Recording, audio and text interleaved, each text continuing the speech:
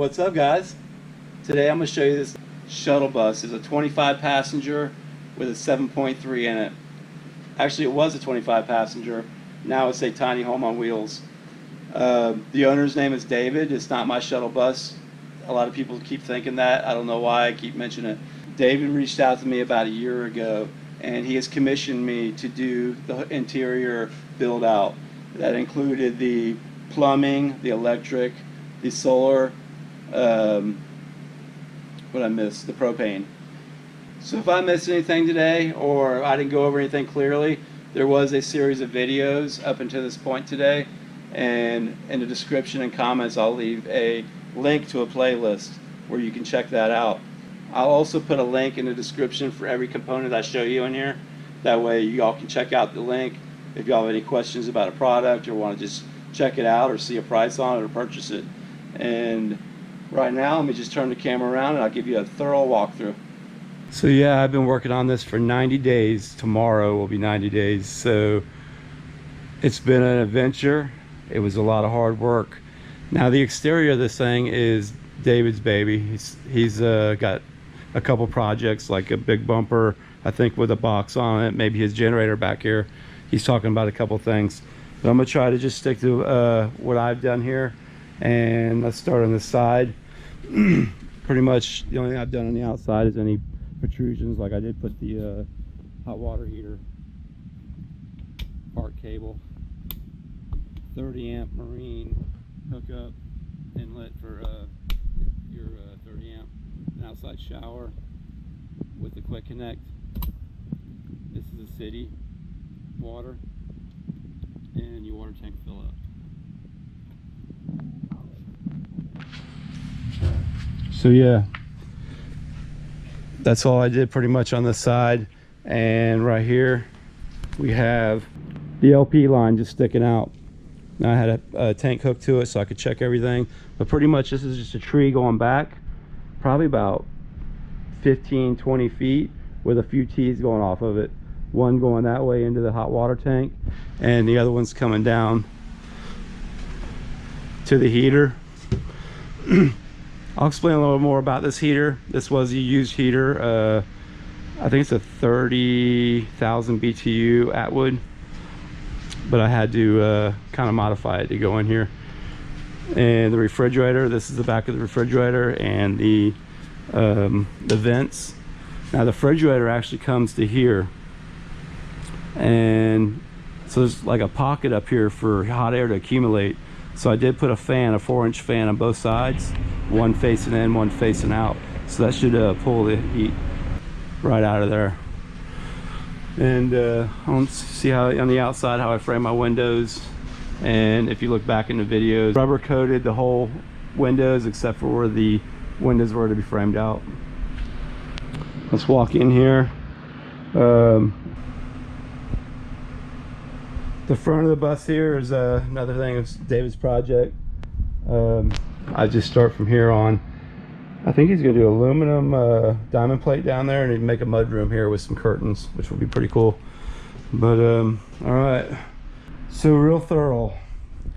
This is the finished product. You'll see I'm not doing any painting, but David's already in here caulking and doing some wood putty in all the nail holes, so he needs to sand that.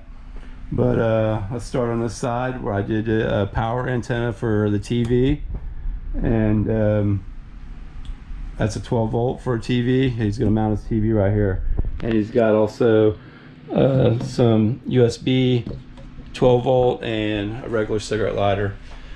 And the 110 outlets, there's 3 of them in this room.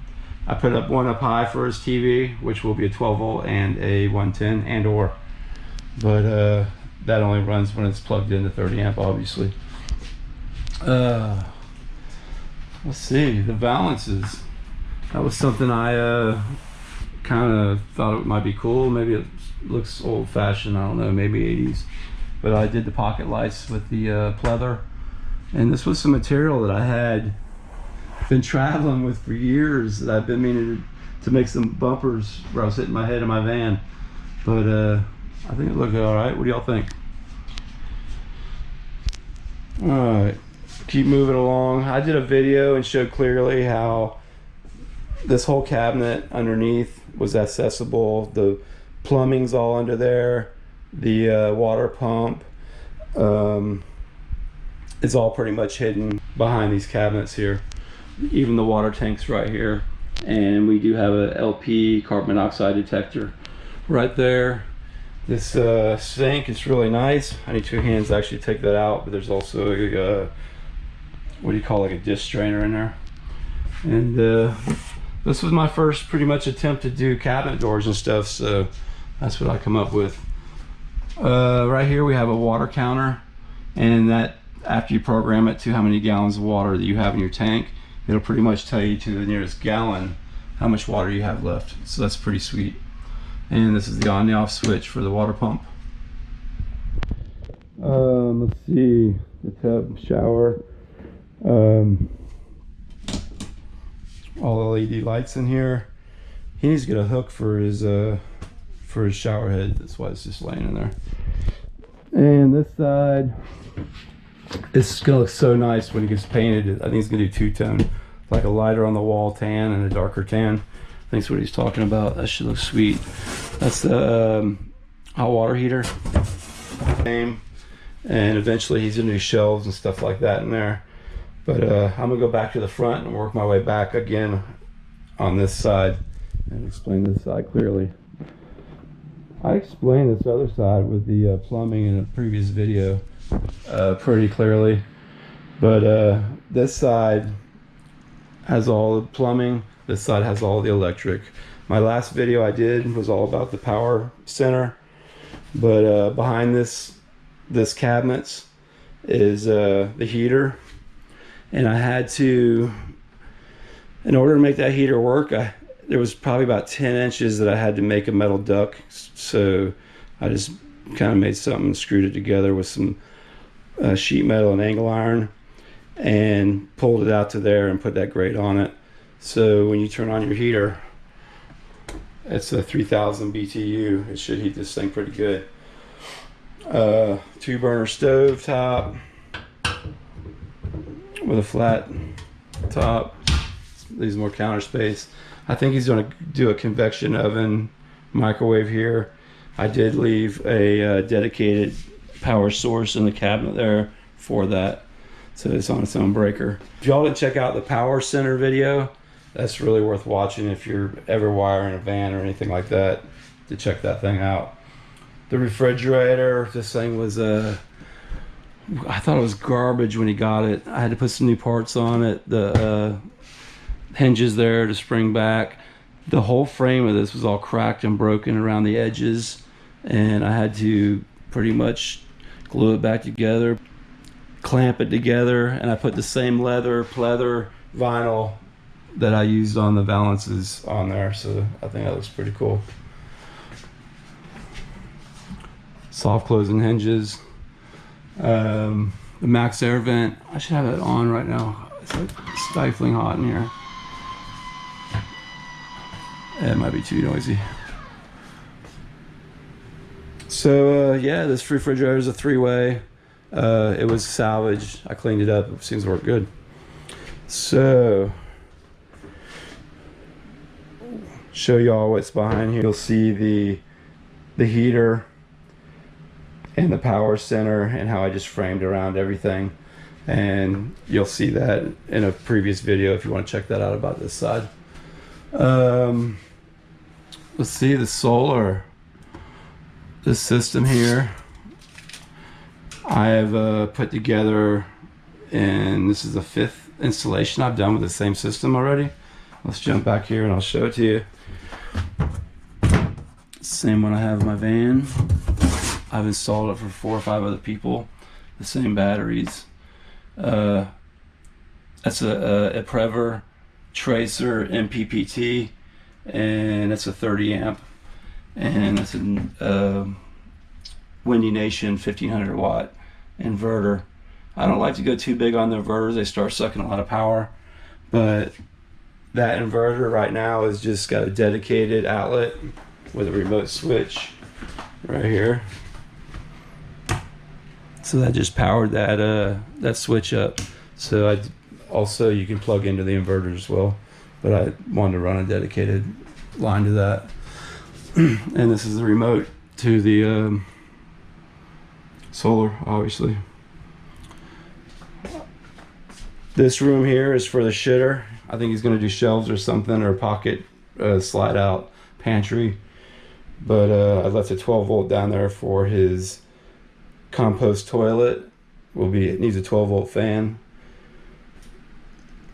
Compost toilet requires, or the Nature's Head that he's looking at requires a 12 volt source for the fan. But it's gonna be compost. Yeah, it's so hot in here. What?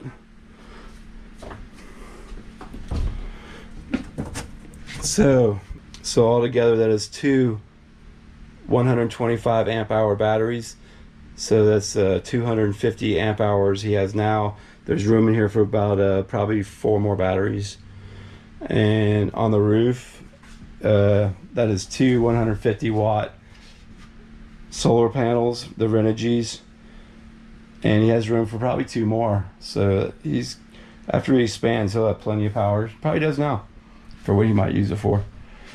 I have 3 of those batteries, and I've been running that system for 5 years now. Love it, never a problem. I did put a dedicated switch to turn all the 12 volt off. I didn't do that on mine, I wish I did. Alright, moving along. I think that's it, other than the air condition. I did a whole video about the install of this air condition and how I dropped it in the floor. And that is a Pioneer 12,000 BTU with a remote. And it's a pretty nice unit, pretty quiet. You should check that video out, actually. So yeah, this was 90 days up in here.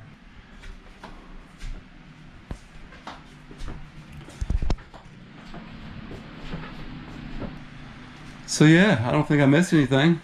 If y'all have any questions, of course, leave it in the comments. I'll answer all your questions. And let me know what y'all think. This was a lot of hard work here, and I'm proud of it. And it was fun to do, and I'm glad it's over at the same time. I hope y'all like that. Again, if you missed anything, I didn't go over anything, there was a series of videos up to this point.